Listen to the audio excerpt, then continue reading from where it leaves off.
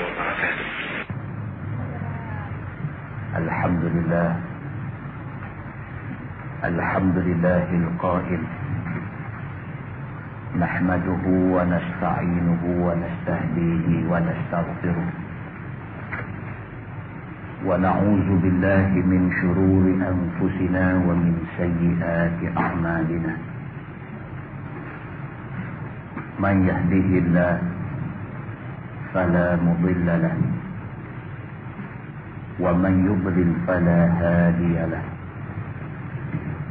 أشهد أن لا إله إلا الله وحده لا شريك له، وأشهد أن محمدا عبده ورسوله، وصلوات الله وسلامه على سيدنا محمد بن عبد الله وعلى آله وأصحابه أجمعين. أما بعد، أيها المؤمنون، اتقوا الله. أوصيكم وإياي بتقوى الله، فقد فاز المتقون. Muslimin dan muslimat, mudah-mudahan dirahmati Allah Subhanahu wa ta'ala. Kita sambung bacaan kitab kita menggunakan kitab Muhimmah pada ilmu hadis. Kita sampai di muka surat 9. Muka surat 9 kata dia, dan warid daripada Nabi sallallahu alaihi wasallam bahawa sesungguhnya bersabda ia, aku melihat ke dalam neraka akan kebanyakan segala isinya itu sekalian perempuan. Nabi kata dalam neraka ramai orang perempuan. Bermula yang demikian itu sebab sedikit taat mereka itu bagi Allah dan Rasulnya. Dan dengan sebab sedikit pula taat bagi suaminya mereka itu. Dan kebanyakannya tabarruj mereka itu. Nabi urai kenapa orang perempuan banyak masuk neraka. Kata dia, orang perempuan banyak masuk neraka kerana yang pertama, korang taat pada Allah, korang taat pada Rasul, korang taat kepada suami. Bahkan mereka itu tabarruj di sisi Allah Subhanahu wa ta'ala. Dalam kuliah kita yang lepas, kita dah huraikan tentang tabarruj ini. Orang perempuan yang suka berlebih-lebih, itu tabarruj nama dia. Pakai pakaiannya lebih-lebih dengan tujuan nak tarik perhatian orang pada dia, tabarruj nama dia. Pakai tudung pun pesen-pesen dengan tujuan nak bagi orang tengok dia, itu tabarruj nama dia. Pakai gelang kaki, itu tabarruj nama dia. Pakai pipi merah, mulut merah, itu tabarruj nama dia. Dan tabarruj itu menyebabkan mereka ke neraka Allah Subhanahu wa ta'ala. Balik malam ni lempang habis lah dalam mulut-mulut merah lebar, lempang habis. Yang duduk taruh dalam rumah. Pasal apa? Pasal aku sayang tahan kadang-kadang. Aku tak mau itu dengan sebab benda-benda ni semua kamu terperosok ke dalam neraka Allah Subhanahu wa ta'ala. Artinya, apabila menghendaki ia keluar daripada rumahnya, nescaya memakai ia yang kemegahan kainnya. Yang kita kata-kata. Yang kata tabarruj itu bila nak keluar daripada rumah, nak pakai kain elok-elok. Elok kain yang boleh tarik orang tengok. Pakai kain kalah merah. Pakai kain yang kalau dia terang-terang, bila orang tengok sekali nak tengok dua kali. Dan berhias ia akan membaikkan ia akan dirinya, dan keluar ia memberi fitnah ia akan manusia dengan dirinya. Dia berhias diri dia, nak bagi diri dia nampak elok dan sebagainya, dengan tujuan supaya bila keluar rumah, orang pakat tengok dia, itu fitnah ke atas diri dia. Maka jikalau ditakdirkan sejahtera ia, yakni perempuan itu pada dirinya, nescaya tiada sejahtera oleh segala manusia daripadanya. Orang perempuan kata, tak apa, dia kata kat suami dia, tak apa abang. Sungguh saya pakai kain merah pun, dia kata saya tak ada rasa apa. Saya tak ada rasa nak tunjuk ke orang. Saya tak rasa saya nak sayang diri saya ke orang, tak ada. Tak ada apa, saja saya pakai kain merah ni. Kalau dia kata begitu. Dia habaq dah di sini. Kalau sekiranya dia rasa diri dia sejahtera, sesungguhnya orang lain tidak sejahtera dengan dia. Dia kata, dah saya tak ada tujuan nak tarik orang. Tapi orang tertarik kat dia. Itu masalahnya. Dia kata, soal orang tertarik takkan salah saya. Salah mereka. Dah, hang salah juga. Pasal apa saya nak salah pula? Pasal dah hang pakai tarik mereka. Dia kata, dah saya bukan nak tarik. Tahu dah hang tak tarik. Tapi mereka tertarik. Cakap banyak dalam bagi sini. Orang kata tak salah kan saya cakap banyak lah. Aku kata tak salah. Aku ni siapa? Tongkuai kan? Dia kata jalan begitu. Dia faham lah. Kata silap bulan dia nanti kena tongkuai. Jadi kena abang begitu kat dia. Dan kerana inilah bersabda Nabi SAW, berbola perempuan itu semuanya aurah. Nabi pernah sebut dalam hadis dia kata orang perempuan tu semua sekali aurah. Semua sekali. Bukan rambut dia saja, bukan lengan dia saja, bukan kaki dia saja, bukan badan dia saja. Sebaliknya orang perempuan tu dia kata semua aurat. Semua aurat. Semua yang ada pada orang perempuan tu boleh menyebabkan orang lelaki-lelaki rasa satu macam. Dia boleh tengok jari orang perempuan tu aja pun dia boleh jadi tak ketahuan. Ada.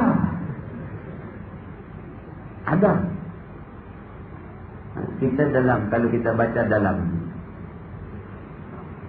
bab munakahat, ya, bab menengok ni, di sana diputuskan oleh ulama fiqh bahawa dibenarkan kita ketika menengok orang perempuan ni tengok muka dan tangan.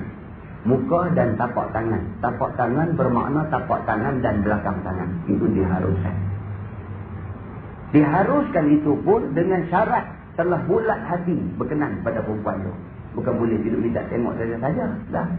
Setelah bulat hati, kita berkenan semua dah. Cuma ni kira nak finalize. Nak muktamad ni. Kira kali ni tengok aku habaq jadi atau tak jadi dah. Dibenarkan tengok muka dan tapak tangan. Bermakna dengan belakang tangannya. Apa hikmah dia? Bila tengok muka untuk tahu perempuan tu cantik ataupun tidak. Muka. Tengok tangan tujuan dia apa? Untuk tahu badan dia sedap ataupun tak ubah dia. Badan dia tu gemuk ataupun kurus. Kalau tengok jari dia tu nampak macam ubi kemiri tu, mana badan bagus. Pada bila kau tengok jari pun nampak macam hantu jerangkung aja kurus. Nah, contoh aja. Jadi syarat mengizinkan tengok setakat muka dengan tangan. Bermakna tapak tangan dan belakang tangan untuk tahu cantik ataupun tidak. Untuk tahu badan dia sehat ataupun tidak. Itu dibenarkan, diharuskan dengan syarat bulat hati untuk ahli dia sebagai itu. Hari ni tak ni. Hari ni tengok habis. Tak tahu lagi nak habis tak habis. Tengok habis lah. Ada filem slide di Jabatan Agama Islam Pulau Pinang. Tuan ada masa satu malam kita buat tayangan slide di masjid ni. Kita buat tayangan slide, kita tunjuk gambar-gambar yang diambil semasa serbuan yang dibuat oleh pihak penguatkuasa Jabatan Agama Islam Pulau Pinang. Dan juga gambar-gambar yang dirampas oleh Jabatan Agama Islam Pulau Pinang daripada album-album kepunyaan budak-budak muda. Saya tengok habis lah. Tengok habislah gambar-gambar tu. Bukan setakat kembang tengkuk, bukan setakat nak muntah. Kita rasa lagu tu tak nak abang. Sampai ke peringkat budak-budak kita lah ni, budak-budak muda kita ni, budak-budak Islam kita ni, anak orang Melayu kita ni hari ni bersekedudukan satu rumah tanpa nikah. Bukan setakat duduk satu rumah tanpa nikah, bahkan dia laki-laki dan perempuan ni yang bukan suami isteri ni berpeluk-pelukan, tidak ada pakaian. Suruh kawan ambil gambar pula. Simpan dalam album di rumah dia. Kita cakap dengan bukti. Bila pihak penguatkuasa agama serbu masuk, dapat tangkap mereka ni dalam macam-macam keadaan. Sudah diserbu masuk tu, kita tengok-tengok dalam rumah dia tu ada album susun tu, kita pun saja ambil album, buka-buka terkejut. Subhanallah. Ni lah gambar budak-budak yang kita tangkap ni. Dua-dua orang, laki-laki perempuan berpasangan dalam keadaan yang amat memalukan. Dia gamak buat kerja lagu tu. Dia gamak suruh kawan nanti gambar tu. Dia gamak pula gambar tu simpan dalam album. Dia gamak album tu letak di ruang tamu. Supaya kawan-kawan main boleh tengok. Bangga dia kerana dia boleh buat maksiat yang sudah di rumah. Muslimin dan muslimat yang dirahmati Allah. Saya bila tengok tayangan slide tu, darah dia sirak ni. Bila tengok gambar tu, dia berasa seram sejuk badan ni. Gamak tu, buat lagu tu. Kena tangkap. 180 Rupiah. Subhanallah. Lihat kita tu cerita lah. Kuliah kita bulan lepas saya ada sebut tentang anak-anak muda kita tak semayang jemaah. Minta daripada manager Kelang supaya dibenarkan mereka pergi semayang jemaah. Bila orang bagi mereka pergi semayang jemaah, mereka tak semayang jemaah, mereka boleh tidur minum di kedai kopi tepi masjid ketika orang tu semayang. Tak ada malu, tak ada segan biru, tak ada heran kat siapa. Bila saya sebut yang tu bulan lepas, adalah sahabat-sahabat kita main mengaji ni. Bila saya sarankan supaya mereka ni kalau ditangkap, dikenakan hukum ta'zir semat seorang 30 kali. Saya kata bulan lepas. Kami duduk sabuk kasut nak balik. Mereka kata 30 kali mana nak larat pukul. Saya kata kita ramai.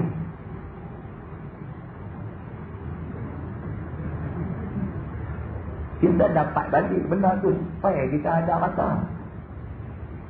Dia patah balik makna ustaz. Dia kata ustaz kata bulan lepas ni mereka jawab balik. Sambil duk pakai kasut tu jawab balik. Dia kata larat kan nak sebat 30 kali normal. Tu dalam duk mengaji. Tu dalam kita duk celuk hati dia tu. Dalam kita nak lembutkan dia dengan Quran, dengan hadis tu. Dalam keadaan kita duk habak tak boleh lawan ayat Quran dan hadis ni. Dalam keadaan tu bantah lagi. Apa ni? Awak keras darah mana sangat kita ni.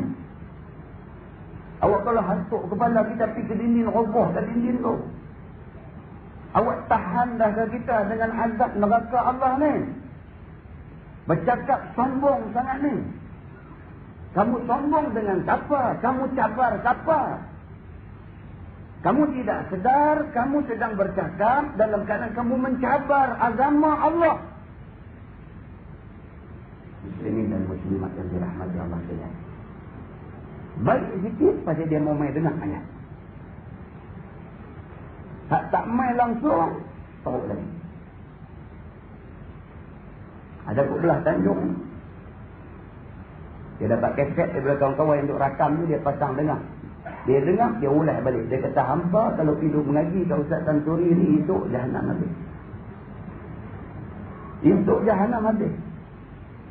Kawan ni tanya ada pasal apa? Dia kata aku tak pernah dengar tu benda dia tu sebut dalam kaset dia, aku tak pernah dengar.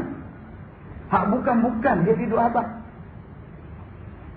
Hak kita duk abang ni, kita tak abang ikut-ikut pandai kita. Hak kita abang ni semua daripada Quran, daripada hadis Nabi. Kita tak pernah reka benda-benda ni.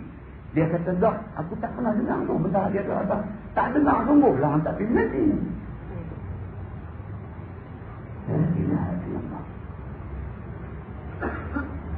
Budak ni kata kat dia, kawan yang duk supply kaset kat dia ni kata kat dia, hang ni, dia kata hang kena ikut aku pergi mengaji. Esok kuliah dia aku nak main ambil hang di rumah. Dia kata aku tak ambil. Dan aku nak nasihat hang jangan ambil. Kau ni kata dah, aku nak nasihat hang supaya hang ambil. Dia kata dah, aku nak nasihat hang jangan ambil. Kawan ni abang kat dia kata ustaz, saya ingat malas lah nak memang nak rembah sebiji atas muka dia baru dia tak. Dia kata tak sah dah dia macam tu. Jangan tidak dia lah. Tak mau main sudah. Dah lah dia tak mau main sudah lah. Tidur abang orang pula jangan pergi. Ini dan muslimat yang dirahmati Allah. Dinisbahkan pada karya kita ni. Ini hak main ni berapa persen aja. Kita tengok parking sampai 2 line tepi jalan. Kita duk perasa ramai. Hak ramai ni bukan orang sini. Campur-campur. Orang sini pun ramai. Tapi campur-campur. Hak sini ni berapa persen saja. Bukan sini saja. Masjid mana pun topah lah. Topah. Hak ramai tu pasal campur-campur. Kalau kita buat peraturan, masjid Kelang Lama, orang Kelang Lama aja boleh main. Orang lain tak boleh main. Apa orang boleh tahu orang main? Kita buat peraturan, masjid Seberang Jaya, orang Seberang Jaya aja main. Orang lain tak boleh main. Baru tahu Seberang Jaya apa main. Bila tak ada peraturan tu, nampak ramai ni ramai daripada banyak-banyak tempat. Hak tempat kita sendiri sebenarnya, kita mesti ada rasa susah hati. Mesti ada rasa bimbang dengan kehadiran orang tempat kita sendiri. Kawan mau duduk di tokai, dia main lagi. Duduk di kobah, duduk di tobiak mau, main lagi. Kawan tak mau duduk tepi ni, tak main. Muslimin dan muslimat yang dirahmati Allah sekalian. Kalau dia tak mau ustaz ni aja, tapi ustaz lain dia pergi, tak apa juga. Tak, dia jenis kata ustaz, semua tak mau. Habis hang mau apa? Aku mau ustaz sajalah. Tak mutu fikir lain. Ustaz aku tak mau. Hak jenis ni hak duk buat cakap lebih kurang ni, hak duk kata dekat Quran ni, hak duk cakap dekat hadis lebih kurang ni, hak jenis ni lah ni. Di samping hak duk main ngaji kata lebih kurang buat ada juga. Ini dan muslimat yang dirahmati Allah. Mesej yang kita bawa perang sebenarnya. Perang. Kita mintanya terima Quran, terima hadis ini. Bila yang dibawa itu dua sumber ini, sami'na wa ata'na. Titik. Kami dengar, kami taat. Habis. Ini dan muslimat yang dirahmati Allah. Kata dia, maka tahankan olehmu akan mereka itu di dalam rumah. Dia kata jenis isteri yang tabarruj, jenis hak kita duk habang hang tak dah duk pakai mulut merah tu, tak dah pakai, aku tak suka tengok. Dia nak pakai juga, tak dah bagi keluar. Isteri yang nak pakai juga benda-benda yang kita tak bagi pakai, dia suka duk pakai gelang kaki. Kita kata tadi tak usah pakai. Kamu pakai gelang kaki, bunyi tu orang duk tengok kamu tak bagus, tak usah pakai. Dia kata tak, aku nak pakai juga, tak usah bagi keluar. Dia kata, tahan dia dalam rumah. Maka bahawa sesungguhnya perempuan itu apabila keluar ia kepada berjalan, maka bertanya baginya oleh ahlinya, kemana engkau hendak pergi? Maka jawab ia, aku hendak pergi jihad akan orang yang sakit, ataupun aku hendak mengikut akan jenazah. Maka sentiasalah perempuan itu menyesatkan oleh syaitan sehingga mengeluarkan ia akan tangannya. Selagi mana kita izinkan perempuan ini keluar dalam keadaan tabarruj, maka selagi itulah dia disesatkan oleh syaitan. Dan sabdanya pula, tiada menuntut oleh perempuan dengan kerana Allah Ta'ala, dengan seperti bahawa duduk ia di dalam rumahnya ataupun berbuat ibadah ia akan Tuhannya dan mengikut ia akan suaminya. Dan adalah Nabi SAW bersabda ia, adakah tiada kamu malu dan tiada kamu cemburu dengan memberi akan seorang kamu akan isterinya keluar ia antara segala laki-laki, padahal memandang ia pada mereka itu dan memandang lelaki itu kepadanya. Nabi pernah tanya, dia kata, wahai suami-suami ni, kamu tak pernah rasa cemburu ke? Isteri kamu keluar hidup yoya-yoya tengah orang ramai. Kamu boleh nak jadi macam tu. Tak apa nak kamu betul jadi. Dia seronok pula tu. Dia seronok kalau bini dia boleh keluar tidur lompat sedikit-sedikit di tengah-tengah awal lelaki tu. Dia seronok kalau bini dia tak mau buat dia tu pun tak seronok. Dia kata hang ni leceh nanti tak sosial langsung. Ada macam tu. Di sekolah saya baru ni cerita di satu masjid. Kesian kadang-kadang tu kesian. Kita sekolah agama. Sekolah saya tu sekolah agama. Ada pelajar perempuan main jumpa. Dia kata, Ustaz, dia kata, macam mana masalah saya ni? Kata, apa masalah kamu? Dia kata, masalah saya ni, dia kata, dalam keluarga saya seorang aja yang pakai tudung. Mak pun tak pakai, adik-adik lain pun tak pakai. Saya pun kadang-kadang tak faham pasal apa mak saya hantar saya sekolah agama. Bila saya main sekolah agama, saya dipahamkan tentang benda-benda ni, aurat ni macam mana, apa semua. Saya dah faham benda ni, saya sayang dekat mak saya. Dia kata. Bila saya balik habaq kat mak saya, habaq elok-elok, ujuk mak, suruh mak pakai tudung, mak marah dia. Mak dia kata, kamu tu nasib baik mama hantar ke sekolah agama. Kalau tidak, kamu pun tak pakai kereta mama. La ilaha illallah. Bukan serentak hati dah, terkoyak hati anak tu. Dia kata mama, dia kata pakailah mama, dia kata sekurang-kurangnya, dia kata mama pakai bila mama hantar saya di asrama. Bila balik ke rumah, nak masuk balik asrama tu, mak dia hantar. Ayah dia hantar. Mak dia turun dengan seluar tu dengan Allahu Akbar. Kawan-kawan pakat tengoklah awak mak hang macam tu. Sakit jiwa anak ni, sakit jiwa anak ni. Merayu kat mak dia. Dia kata kalau mak tak mau pakai terus pun masa hantar asrama, mak pakai. Mak dia kata mama tak mau pakai. Kamu jangan ajak mama, mama tak mau pakai. Degil mak dia ni. Bila nak pergi mana-mana, tak bagi anak yang ni ikut. Kalau nak pakai tudung. Kalau buka tudung, baru boleh ikut. Dia yang hantar anak yang pergi sekolah agama, buat apa? Oh, pasal trend hari ni. Trend hari ni, pakat nak hantar sekolah agama. Trend hari ni, nak anak-anak dididik dengan agama, ibu bapa tak mau ikut agama. Trend hari ni, rupanya. Sebab kita mencadangkan supaya kemasukan pelajar ke sekolah-sekolah asrama ni, kita buat interview. Kita buat interview, kita nak tengok anak tu dan kita nak tengok mak pak dia. Mak pak dia kena main. Kita nak tengok mak dia macam mana, pak dia macam mana, anak ni macam mana. Kalau nampak anak ada kesungguhan, pak nampak yoyo-yoyo, kita terima juga. Tapi kalau sama yoyo-yoyo, tak jadi. Masuk buat kacau aja. Ada orang kata tak boleh. Kalau buat macam tu, dakwah tak sampai langsung dalam keluarga dia. Tak apa. Dia tengok dakwah dia lain. Kalau dia masuk tempat kita, jadi kacau je. Jadi kelang kabut, anak dia kelang kabut. Anak-anak yang macam ni yang akan ditimpa macam-macam masalah. Dia sakit jiwa di rumah dia. Dia main di sekolah, dia buat pasal dan sebagainya. Kadang-kadang jadi macam ni. Tapi seorang ni, yang main jumpa kita ni, insyaAllah. Kita duduk jaga dia. Kita duduk pesan dekat dia. Duduk suruh dia sama takat tu.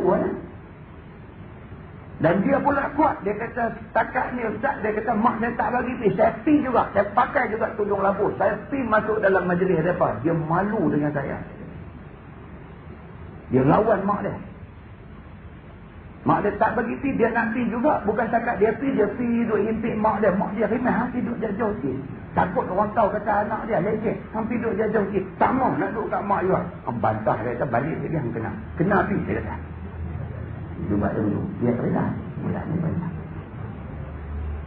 Tu yang kita nak habaknya. Kita nak habaknya, banyak lagi hadut serabutan ini. Benda-benda asas, benda yang tak sepatutnya jadi besar, hari ini masih lagi jadi besar. Baru ni ada sebuah sekolah di sebelah seberang perai kita ni. Bapa dia nak saman sekolah. Nak aja, tapi tak saman lagi lah. Tapi nak saman sekolah. Kerana anak dia dipaksa suruh ikut agama Islam. Nak saman. Orang dah orang pandai main undang-undang. Silap sikit nak saman, silap sikit nak saman. Kerana anak dia dipaksa untuk ikut agama Islam, paksa suruh semayang, paksa nak saman. Dia tak mahu anak dia dipaksa. Dia benarkan anak dia dididik dengan didikan agama, tapi tak mahu anak dia dipaksa.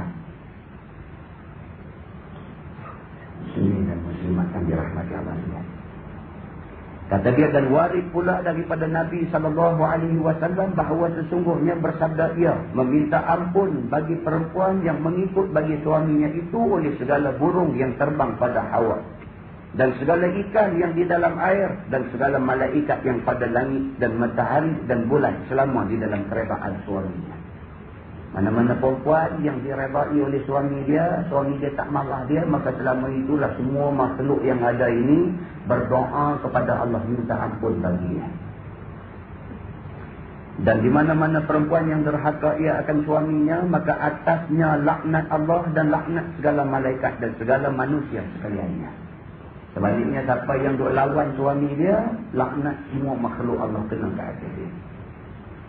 Dan di mana-mana perempuan yang masam pada hadapan suaminya, maka perempuan itu di dalam murka Allah Ta'ala sehingga suka ia. Selagi mana duk masam, selagi itulah Allah murka pada dia. Dan di mana-mana perempuan yang keluar ia daripada rumahnya dengan tiada izin suaminya, nescaya melaknat akan dia oleh malaikat sehingga kembali pulang dia. Keluar daripada rumah tanpa izin suami, dilaknat dia sampai dia balik.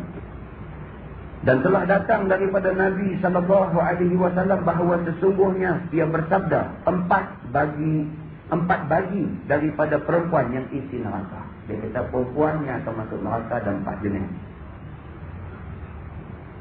Suatu perempuan yang jahat perkataan atas suaminya, dan jikalau ghaib suaminya daripadanya, maka tiada memelihara akan dia akan dirinya. Yang pertama, perempuan yang selalu derhaka suami. Bila suami keluar, dia buatlah benda-benda yang suami tak suka. Suami ada, dia derhaka dengan suami dia. Suami dia keluar, dia buat tambah lagi perbuatan yang suami dia tak suka. Itu yang pertama. Dan jikalau hadir suaminya, nescaya menyakiti ia akan dia dengan lidahnya. Kalau suami ada, bukan takat macam muka, dia duk kata lebih kurang. Bagi lelaki dia sakit hati dia. Kata lebih kurang. Tidak aku nikah dengan dia. Allah. Merah riung-riung. Bukan riung sekali. Riung-riung. 3-4 kali riung. Telinga. Amboi. Silap dia kata pun nikah dengan dia. Silap apa tu anak 5 orang dah tu. Dah lah yang tu silap dia. Dia saja cari pakai bagi suami dia sakit hati. Yang keduanya, perempuan yang membuat ia akan suaminya barang yang tiada kuasa. Ini yang kedua. Saja cari pakai bagi suami dia sakit hati. Yang keduanya, perempuan yang membuat ia akan suaminya barang yang tiada kuasa. Ini yang kedua. Dia saja duk runtun laki dia, suruh laki dia tunaikan kemahuan dia yang suami tak mampu sebenarnya. Dia tahu pendapatan suami dia 600 sebulan, tak mampu tunaikan hajat dia. Dah, dia duk runtun situ. Runtun yang tu, runtun yang ni, nak yang tu, nak yang ni. Sedangkan dia tahu pendapatan suami dia berapa, dan dia tahu suami dia tak mampu nak tunaikan kehendak dia. Sengaja dia tuntut sesuatu yang tak kuasa suami dia bagi dekat dia. Isi neraka dia. Yang ketiga, perempuan yang tiada menutup akan dirinya daripada lelaki, dan keluar ia daripada rumahnya hal keadaannya memakai perhiasan yang kemegahan. Ini yang tak tutup aurat, neraka dia. Adalah satu hadis Nabi kata, isteri ataupun anak perempuan yang melangkah kaki keluar rumah dalam keadaan mendedahkan aurat. Selangkah dia langkah keluar rumah dengan mendedahkan aurat, Allah tempah satu tapak kepada bapa dan suaminya ke neraka. Selangkah dia keluar, selangkah kita ke neraka. Selangkah dia pergi, selangkah kita ke neraka. Semakin jauh dia pergi, semakin dekat kita ke neraka. Muslimin dan muslimat yang dirahmati Allah sekalian. Walaupun hadis itu bukan hadis yang sahih, tetapi hadis itu boleh digunakan untuk membina rumah tangga yang bahagia. Kena jaga. Dan yang keempatnya, perempuan yang tiada baginya cita-cita melainkan hendak makan dan minum dan tidur. Dan tiada baginya gemar pada pekerjaan sembahyang, dan tiada gemar pula pada perbuat taat bagi Allah dan Rasulnya, dan tiada gemar pula di dalam taat bagi suaminya.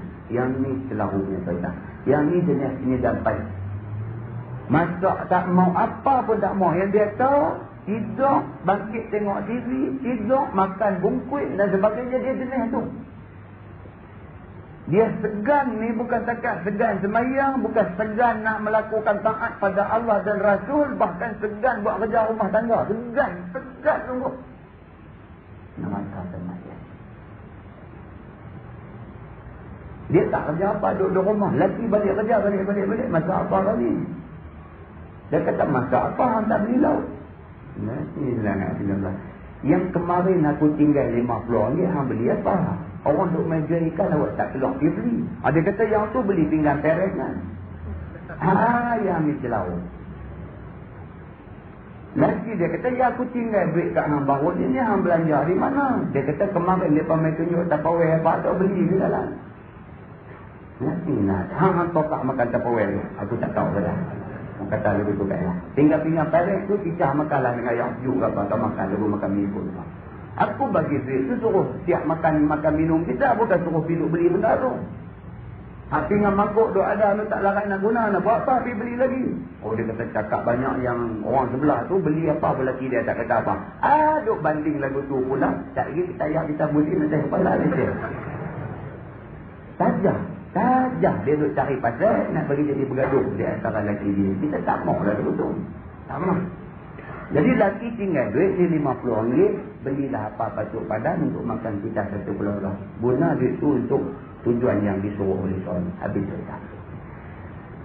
nak Tupperware minta lain. Kata abang, itu ada depan nak majlis Tupperware rumah sebelah tu, ingat nak beli lagi sebanyak. Lagi dia kata, tak apa nak ambil RM2 dia beli. Aku faham lah makna dia tak beli lah tu. Laki ni pun bukan semua ni, ada yang mangkak berada juga. Nak ambil RM2 dia beli. Bukan dia tak tahu Tupperware mana ada harga RM2. Dia bagi RM2 ambil. Kata dia, ketahui olehmu bahawa sesungguhnya hukum segala perempuan yang bantahan, yakni yang tiada ikut ajaran suami, dan taat itu, yakni setengah daripada dosa besar, lagi akan dimurkai oleh Allah Subhanahu wa ta'ala. Jenis bantah, jenis tak taat suami ini, Allah marah. Dan sebab itulah yang memasukkannya ke dalam neraka. Dan yang terlebih bantahan, lagi yang terlebih sangat jahatnya itu sebab suaminya beristeri yang lain. Dia kata orang perempuan ni, dia bantah sangat-sangat, lebih-lebih bantah dia kalau lelaki nak cari seorang lagi. Amboi, kepek berdiri dah mata dia. Kali dulu, bagi berdengar dia doanya. Kata dia, maka itulah dosa yang amat besar daripada bala yang amat keras. Maka betapa tidak ada yang demikian itu, bahawa sesungguhnya adalah marahnya itu seolah-olah pada barang yang disuruh Allah Ta'ala dan pada hukum yang didatangkan oleh Nabi SAW. Yang jadi salah ni bukan salah kerana cemburu lagi nak menikah lain, tapi salahnya kerana dia bantah tu seolah-olah dia bantah ayat Quran dan bantah hadis Nabi. Ayat Quran benarkan laki-laki cari lebih pada seorang. Hadis Nabi pun ada yang menjelaskan tentang benda tu. Dia bantah benda tu. Jadi orang perempuan jangan bantah benda ni. Jangan bantah. Cuma nasihat boleh. Nasihat suami dia. Dia kata, abang, dia kata kalau abang nak cari seorang lagi, saya tak ada hal. Main borang 10 pun saya sign bagi. Kata. Tapi saya nak abang ke abang lah. Ada lah ni pun abang punya dah ni. Tak bakal belajar. Saya nak abang ke abang, anak kita sekolah apa nama tu, yuran tak bayar 2 bulan lah. Duk minta abang duk kata tak ada duit, abang duk kata tak ada duit. Sabar tak abang, bagi elok ni dulu. Itu nak cari seorang lagi saya bagi lah. Jadi dia pun seluruh balik sikit. Tunggu juga, dia kata, yuran abang ni baru tanya. Yuran abang ni kira-kira dalam paket, itu aku tambah sikit lagi. Tak cukup je.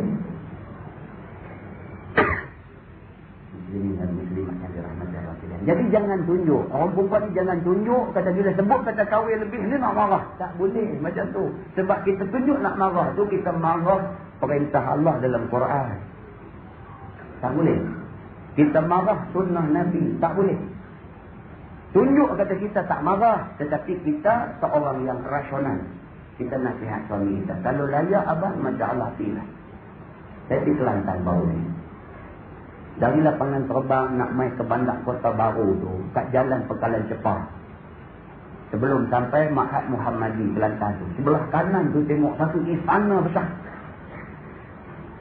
Tanyalah pemandu yang bawa kereta. Dia kata di rumah, ini istana raja kah? Istana raja muda kah? Oh, dah ustaz, dia kata. Yang ni rumah satu orang kaya di Kelantan. Dia ni toki serba benda. Toki mas pun dia, toki kilang minyak pun dia, stesen minyak, bukan kilang minyak. Stesen minyak dalam bandar Kota Baru ni saya tak tahu berapa biji dia punya. Banyak semua.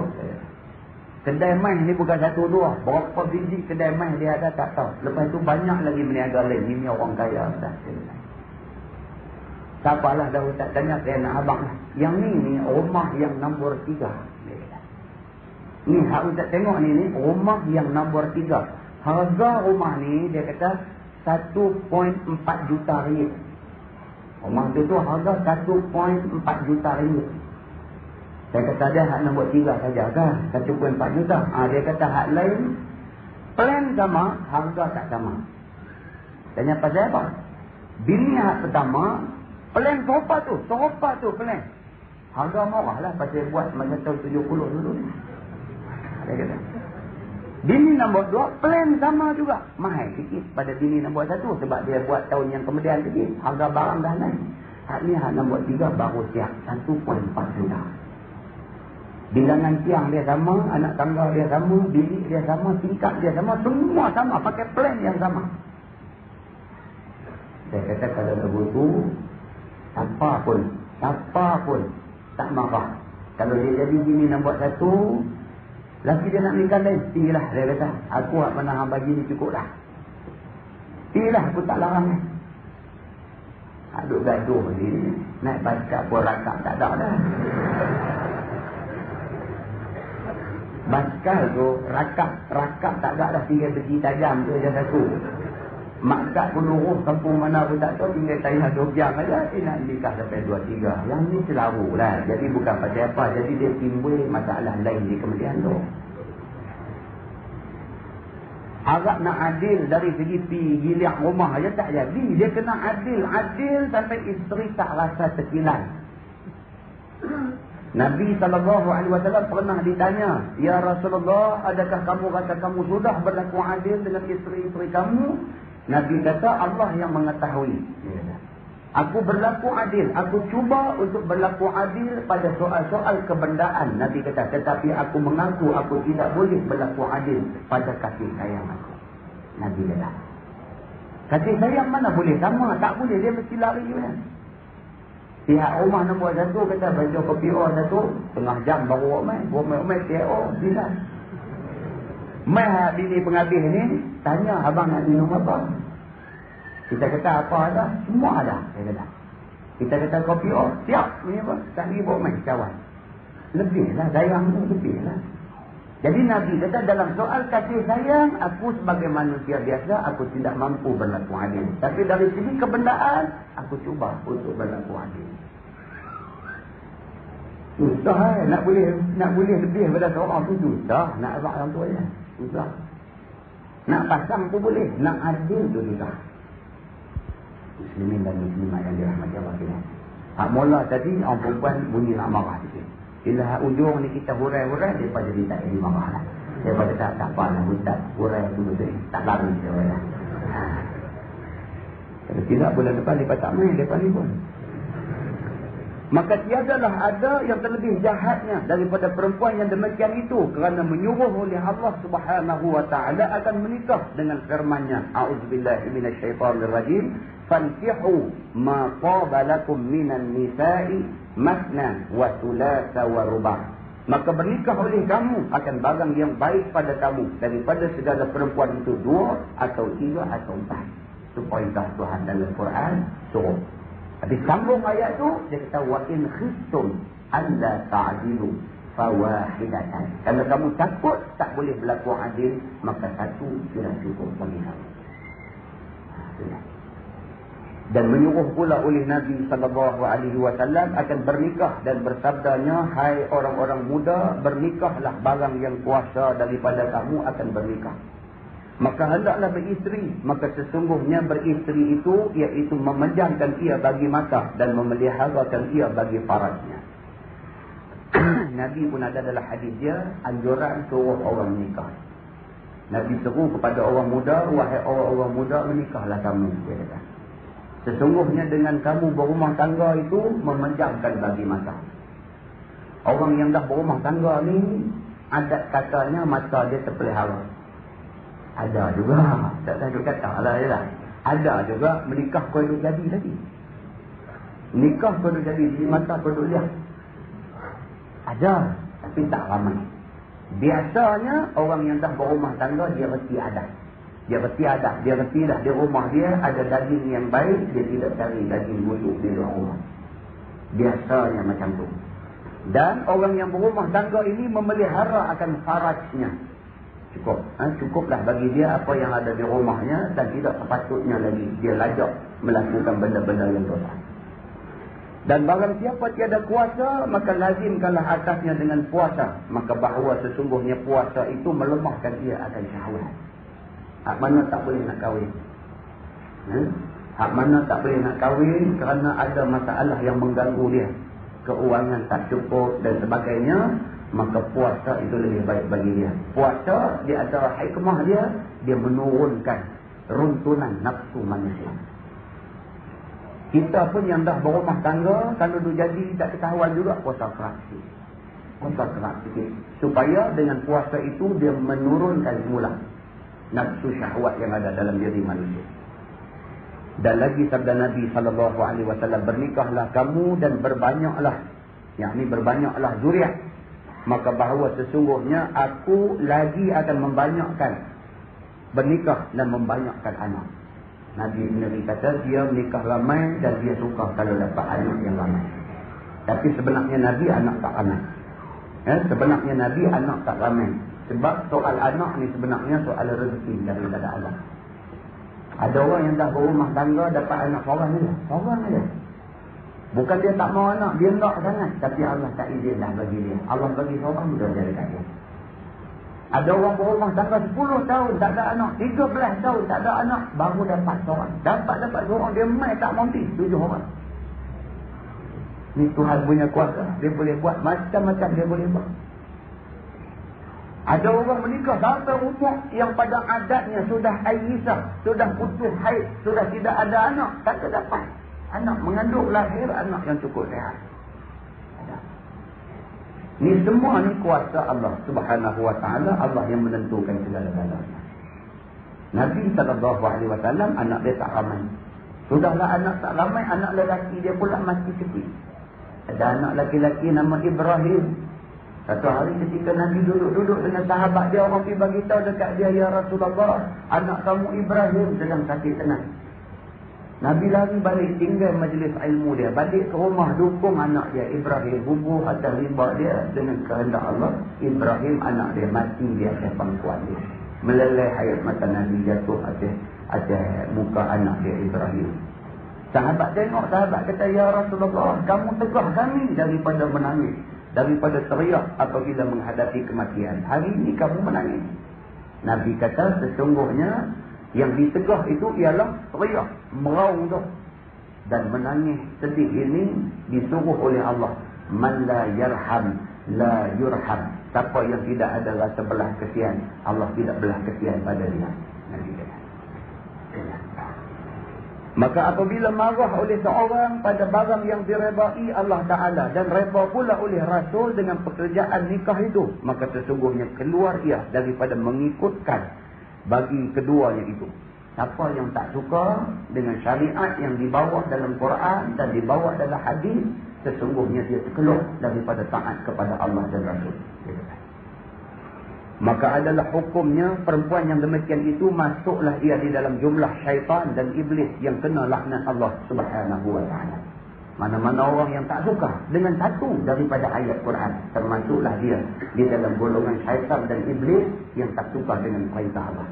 Satu ayat cukup, satu cukup. Ayat Quran yang ada 30 juzuk tu, kalau kita tak mau satu juzuk, kalau kita tak mau satu surah, kalau kita tak mau satu ayat, kalau kita tak mau satu huruf yang kita beriktikad, huruf ini huruf Quran, aku tak mau, jadi kafir dia.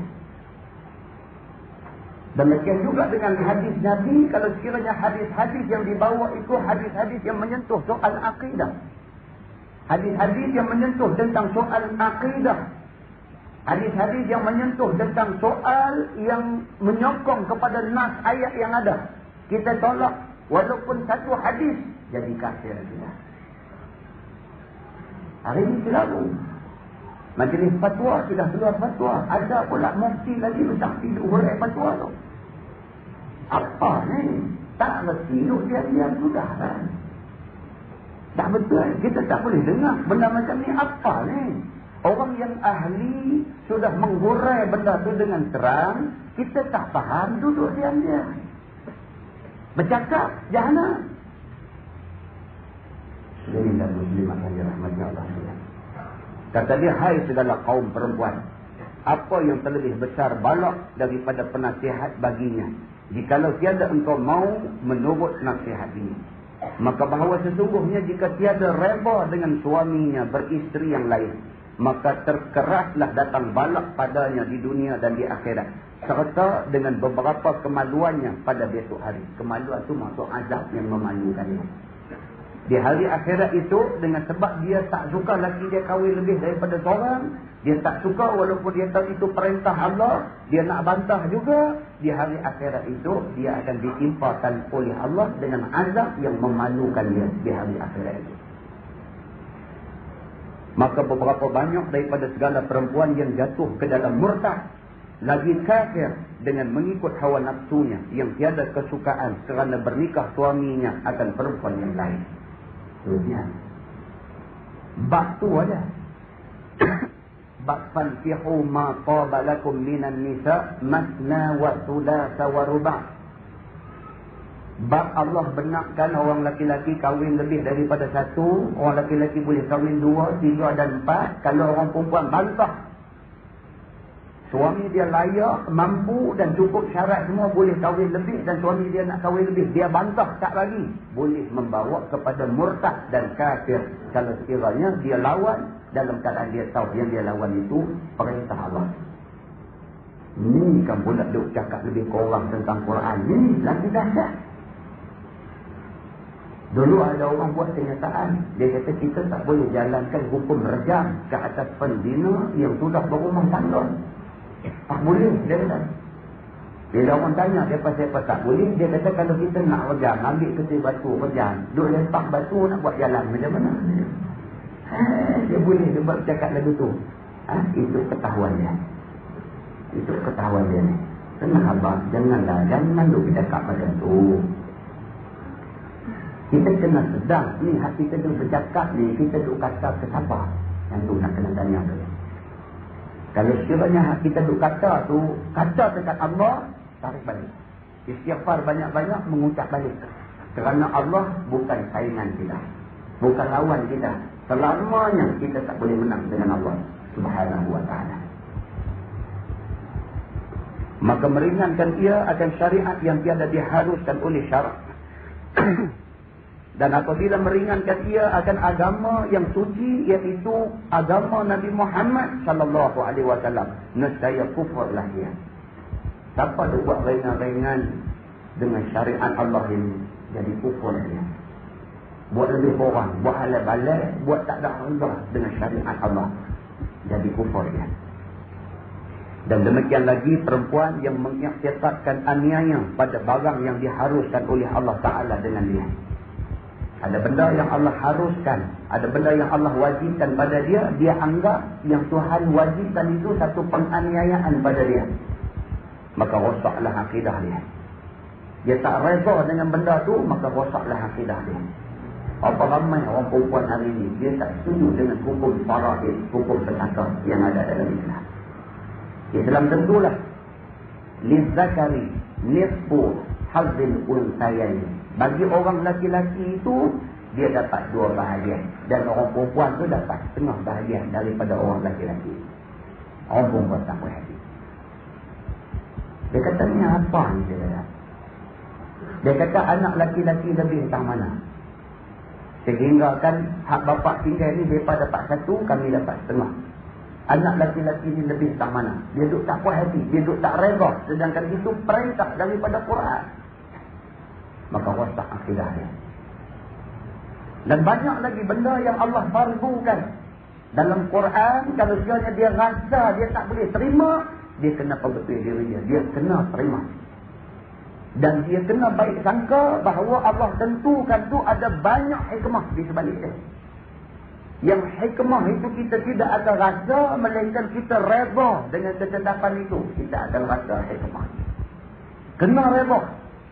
Tak boleh kita biarkan diri kita dimain-main oleh syaitan yang sentiasa menimbulkan was-was dalam diri.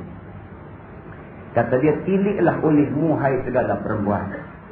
Betapa engkau beri tipu daya oleh syaitan sehingga jatuhlah engkau ke dalam kufur dan azab yang mengekalkan dia di dalam neraka Jahannam. Berlindung kiranya kita kepada Allah daripada yang demikian itu. Hai segala kaum perempuan, adakah bagi kamu kuasa mengsabar atas panas api neraka Jahannam? Dia tanya, wahai orang perempuan, hampa boleh tahan ke dengan azab api neraka Allah? Boleh tahan ke? Ataupun yakinkah engkau bahawa dimasukkan engkau ke dalam syurga tiada sekali-kali yang demikian itu? Yakinkah benar-benar ini? Dengan kamu tidak taat kepada perintah Allah, tidak taat pada perintah Rasul, tidak taat kepada suami, kamu tak buat semua benda tu, kamu yakinkah kamu boleh masuk syurga Allah? Tiadakah engkau takut, hai segala perempuan, akan azab dan seksa api neraka? Maka jikalau engkau syak jual, maka jikalau engkau syak, maka cubalah engkau dahulu akan api dunia ini. Sementara belum lagi datang api, sementara belum datang lagi api neraka Jahannam kepada kamu. Kalau kamu berpuasa syak lagi, api neraka ni hangat sungguh ke? Hangat sungguh ke? Kita terai tutup jari di api dunia. Terai tutup dia. Kuasakah kamu sabar atau tiada? Maka bahawa sesungguhnya api neraka Jahannam itu terlebih panas dan keras seksanya daripada api dunia ini beberapa ribu ganda lagi. Ada hadis kata 70 kali ganda, ada hadis kata 100 kali ganda, ada hadis kata ribu-ribu kali ganda. Yang pentingnya lebih panas daripada api dunia. Ketahuilah olehmu, hai segala perempuan, jikalau banyak sekalipun amal kamu, apabila tiada reda oleh suami kamu, nescaya tiada diterima segala amalan kamu. Dan lagi kita, wallahu a'lam. Jadi, yang baik itu daripada Allah, yang tidak baik itu daripada kelemahan dan kesilapan diri saya sendiri.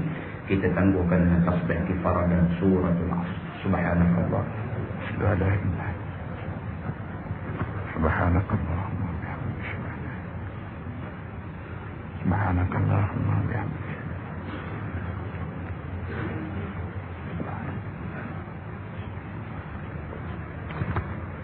Bismillahirrahmanirrahim. Wa innal insana lafi khusr illa alladhina amanu.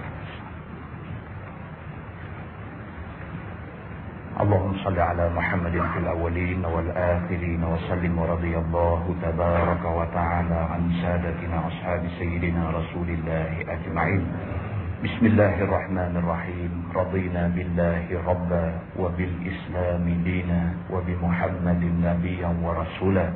اللهم افتح علينا فتوح العارفين وارزقنا فهم النبيين بجاه خاتم المرسلين. اللهم فقهنا في الدين وعلمنا التأويل واهدنا صراطك المستقيم.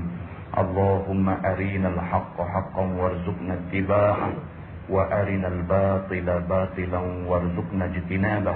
اللهم اجعل جمعنا جمعا مرحوما وتفرقنا من بعده تفرقا معصوما. وصلى الله على محمد وعلى آله وصحبه وسلم. والحمد لله رب العالمين. السلام عليكم.